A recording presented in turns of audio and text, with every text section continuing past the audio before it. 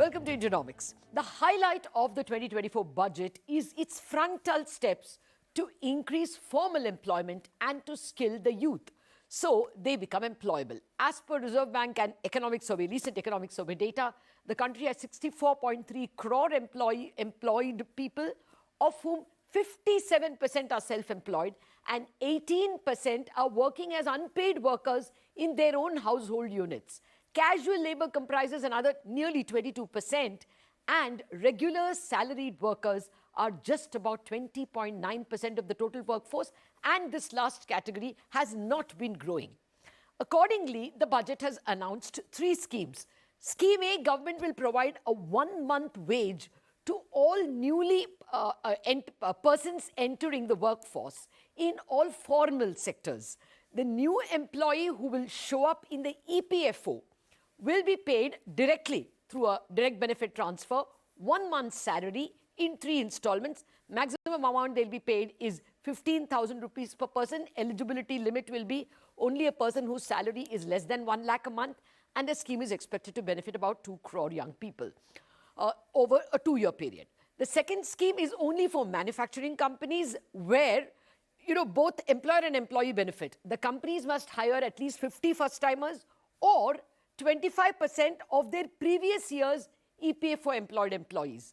Government will pay between 8 and 24% of the newcomer's salary, and that money will be shared between the employer and the employee. The idea being that the company is incurring a cost in training the newcomer, and that subsidy is being paid. It will be paid for 4 years. The third scheme involves a subsidy only for the employers, the companies.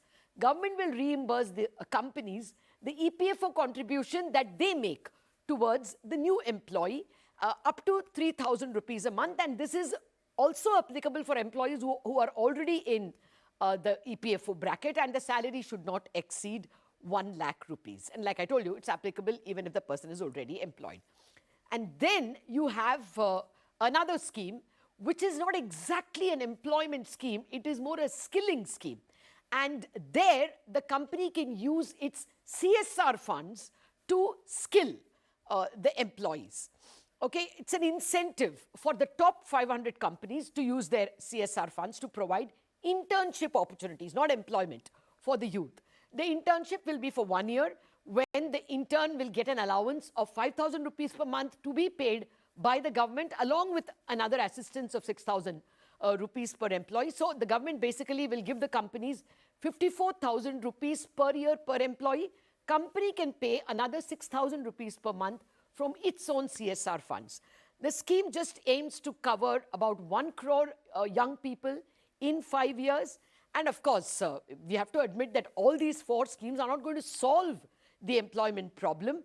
But in a country where 57% are self-employed, 18% are in unpaid family jobs, these schemes will hopefully increase the number of formal or salaried employees.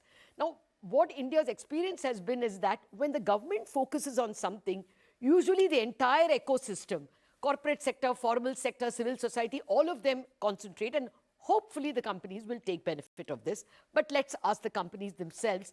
I have with me an elite panel representing 3 different sectors. Sangeeta Reddy of Apollo Hospitals to speak about health services. Ravi Kairan of Bajaj Auto to speak about the manufacturing vertical. Richard Lobo of Tech Mahindra, excellent results just presented. And of course, a very, very big employer, the IT companies. Amit Basoli is a specialist in employment economics, professor of economics from the Azim Premji University. Gentlemen and Sangeeta, thank you very much indeed for your time. And this is a very, very important discussion. Sangeeta, you go first. 3 schemes, at least 2 of them, you're not in manufacturing. Scheme A and Scheme C directly benefit you. Will it make your company just go for a little more employment rather than outsource or keep them informal? So clearly, Lata, these are good schemes. I think we need to prefix this with the fact that healthcare is among the world's largest employers. I don't know if our focus will be to employ more people, because we anyway have to employ as many as we need.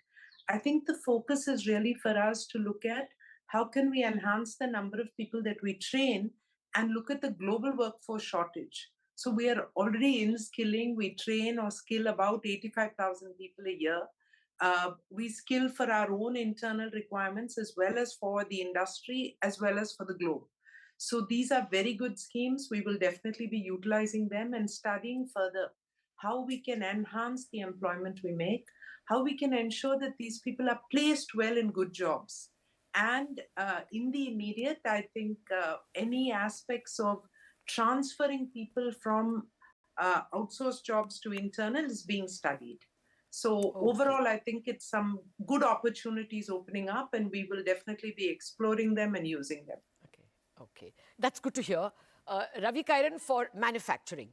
You know, there is this story about how Bharat Forge actually had a lot of unskilled employers, some 2,000 of them, and then they went robotics and only employed engineers, and then it became an international company. You know, manufacturing just moved towards more capital intensive and not labor intensive. So, given that, do you think this scheme will move the needle for you in particular? So, I want to echo what Sangeeta said. This is clearly schemes in the right direction. I think overall, when we look at it, it looks quite promising. Of course, devil is always in the details. We'll have to read through a lot of this. We'll have to figure out some of the small prints in that and try to understand that scheme and how it will actually get implemented. But in manufacturing sector as a whole, if I were to look at it, especially when we talk about Bajaj Auto, there are at least three of these schemes which will directly be beneficial to us. Both Scheme B, which is job creation and manufacturing, as well as Scheme C, would be quite applicable to us. There are, of course, caps which come into play. A company of our size, of our salary levels, it doesn't mean that it will actually impact all the employees. But yeah, there will be definitely, for the first time, entrant into workforce, as well as people who are joining in from directly from colleges at the entry level. They are surely bound to benefit out of the scheme, assuming, of course, some of the clarity that we need comes by. For example, there's a line which says that the refund has to happen to the government if the employment were to get terminated within Yeah. 12 months. Now, we don't know what this means, right? So if an employee were to resign, for example, for higher studies, or they want to do something else, would then the employer have to refund it? Or is it only if the employer were to reduce force? What if there are, other issues if some employee were to abscond? So I think these are things which needs to get clarified. I hope that when they are framing the rules, a lot of these inputs are taken into consideration, and we are able to frame the rules which make it actually more inclusive and beneficial and doesn't become penalizing. But overall, I must say this is absolutely in the right direction. And when we look at internship scheme as Bajaj Auto, our private... 1 minute, Ravi, I'll come to the internship scheme because that requires, it'll apply to all of you all, and that I think looks very promising. I'll just come to you in a minute. Richard, the IT sector was the biggest employer, and we got a heart attack last time when the top 5 nifty companies, the total employment went down by 60,000. That was the first year we heard that. Do you think this will make you, you won't mind putting more people on the bench? Within 1 lakh a month, you will have a large number of employees in that category. Thank you, Lata. I don't think it's necessarily about the bench or the numbers. I think it's a bold step forward. I think it's for the first time companies are being encouraged to have people, and the government is directly intervening. So I think it's a very fantastic step, because in the next 10, 15 years, India is going to have a demographic dividend.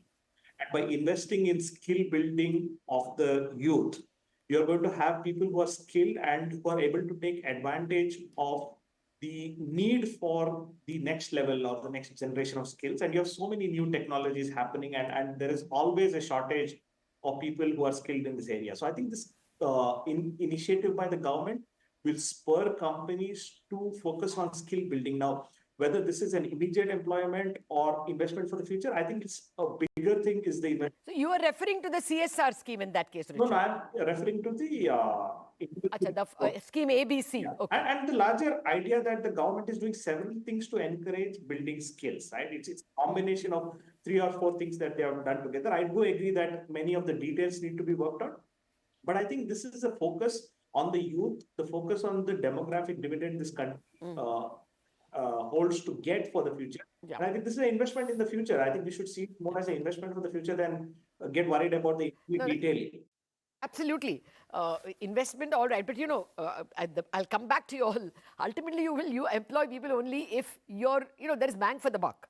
So there is an economy question there. There's a demand question. Amit, what would your first take be? Economy has to grow for jobs, but this push is worthwhile? Right. So, exactly right, Lata. I mean, I think, if we think about what is the imagination behind such a policy as to what are the main constraints that exist, right? And there's a nice article, actually, today's Hindu, an interview by the finance secretary, T.V. Somnathan, lays out very nicely what the thinking behind such a thing is. That we believe that if we were to nudge employers a little bit, subsidize the wages a little bit, then they are willing to hire. It's just costs that are at the margin stopping them. Right? And at the margin is the key part, that this is not about a big structural shift. It's about just relaxing those constraints a little bit. Who are these employers that we think are constrained in this fashion? And I think, we just don't understand enough about this. There isn't enough research. I should point out that the idea has been around for a while. The Rozgar Protsahan Yojana has been in the works has been on the ground for a few years. And it's exactly this kind of EPFO linked subsidy type of scheme. But there have been no systematic studies that tell us, does employment on net actually increase when something like this is offered? My instinct is that this will work where, as you said, demand is not a big problem, where employers are constrained by these kinds of costs, whether it's cost of onboarding a new employee, seeing through that transition period, and those will be smaller employers. They will not be big companies, is my gut feeling. MSMEs in particular. So it will work to the extent that we target it towards the smaller PFO database employers, where it's a genuine cost for them and a risk to take with a new person.